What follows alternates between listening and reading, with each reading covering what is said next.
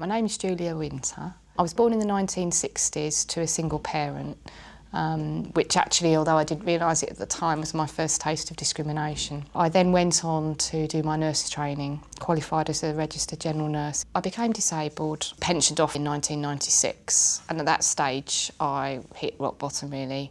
I needed help with everything from washing, dressing, going to the toilet, all the personal care.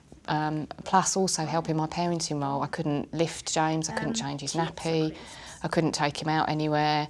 So my world totally closed down into my house. My self-esteem just plummeted and I felt a total burden to my husband. It was ever so difficult. My social worker came to do a review and she herself was a disabled person and she actually was the key to transforming my life. My support plan identified the PA support I would need each day. PAs are very important and I need PAs in my life or I wouldn't be able to do any of the things I do. And if you ask me what is the most important thing in my life, it's not how many times I go to the toilet or what I have to eat or what clothes I wear, although yes, they are important. But the most important thing in my life is my husband and my son and keeping out of hospital. Once I'd been given my resource allocation, I had to make a plan of how I was going to spend it. One of the things that I had wanted to do for some time, but not been allowed to with direct payments, was to pay somebody to pick my son up from school for me.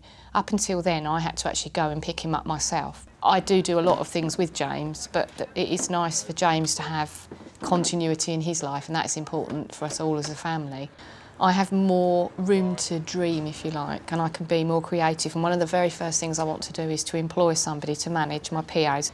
The other thing is simply just to go away with my family for a weekend because my house, my bathroom is not accessible. So in the short term, going away to a hotel would actually give my husband a break because I would have an accessible bathroom. That is another chunk of money. I'm going to be using that money to employ more PA support in the evenings and weekends, which currently I don't have funding for, which is going to transform my husband's life. It will mean that I can take my son out on my own and give him a break.